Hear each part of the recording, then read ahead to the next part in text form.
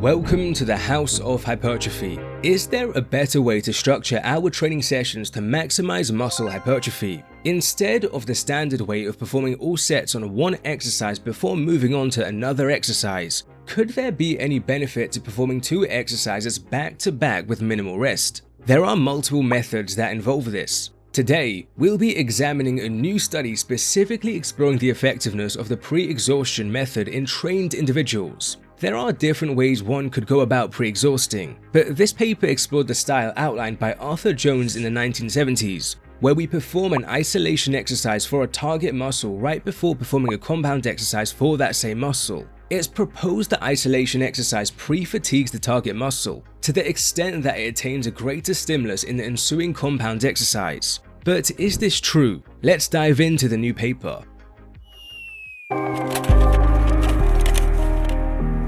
41 trained individuals were recruited to train twice per week for 8 weeks, training these 4 leg exercises, each for 4 sets per session. A traditional group performed all sets on one exercise before moving on to the next as normal in this order. A pre-exhaustion group performed 1 set on the leg curl right before 1 set on the Romanian deadlift, and then rested before performing that 3 more times to total 4 sets on each exercise. Once that was done, they performed 1 set on the leg extension right before 1 set on the Smith machine squat, then rested before performing that 3 more times to total 4 sets on each exercise. This is pretty much an agonist superset, and training sessions were approximately 36% shorter for the pre-exhaustion group.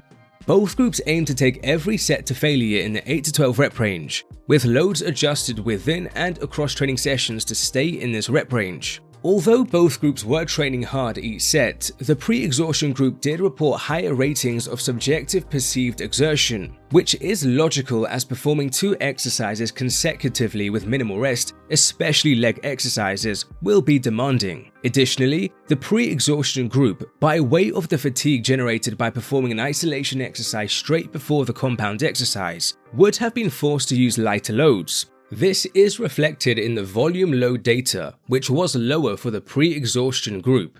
Interestingly, there were some intermittent reports of lower back pain primarily attributed to the Romanian deadlift. Does this mean the Romanian deadlift is dangerous? Probably not. Only 22% of the subjects were actively training with Romanian deadlifts prior to the study. So the fact most subjects were unaccustomed to it and straight away transitioned to training with multiple hard sets may have been too much too soon. Perhaps a more gradual progression or extensive prior experience would mean fewer issues. Nonetheless, before and after the study, muscle thickness across multiple regions of the anterior and posterior thigh were measured. Body composition, strength, and endurance were also assessed. There were slightly greater improvements in muscle size and body composition for the traditional group, but the differences were certainly not large and there was statistical uncertainty. Increases in strength and endurance were similar, which is somewhat surprising. You would expect endurance increases to favor pre-exhaustion,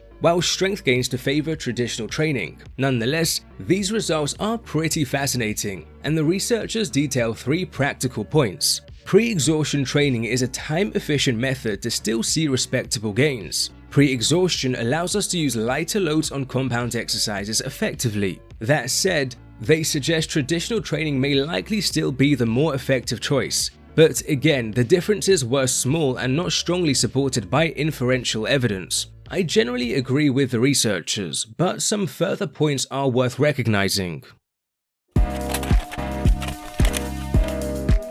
In the spirit of scientific accuracy, this is one study. In recent months, I've gone into some detail, including a simulated example, demonstrating why one study is rarely strong evidence. At the time of publishing, this is the only study directly exploring muscle hypertrophy from pre-exhaustion in this format, so this is an early piece of the puzzle.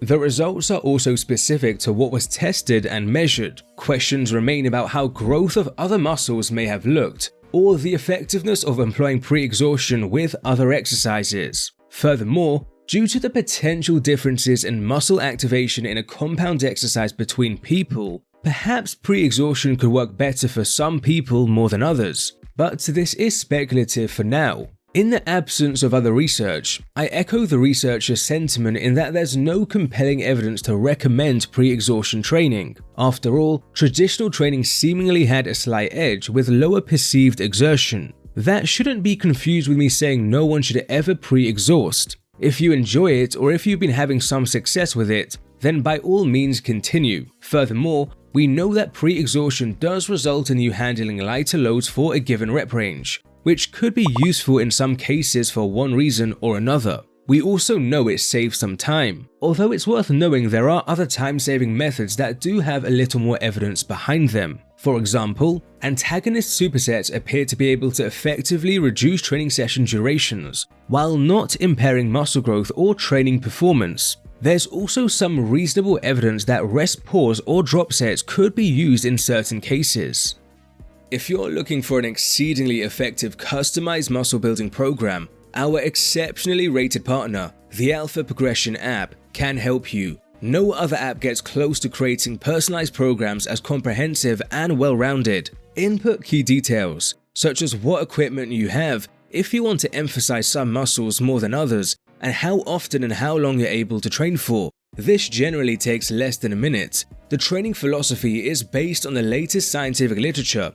Track each set with the app, and the app also provides progressive overload recommendations to assist you. And there's a nice workout summary at the end. Of course, the app automatically logs and displays your progression across time. If you're unsure about exercise technique, there are straightforward video and text instructions on over 600 exercises. The reviews from tens of thousands is a testament to its exceptional quality, but we would love to know what you think. The link in the comments and description gives you a free 2-week trial plus 20% off a subscription if you do continue.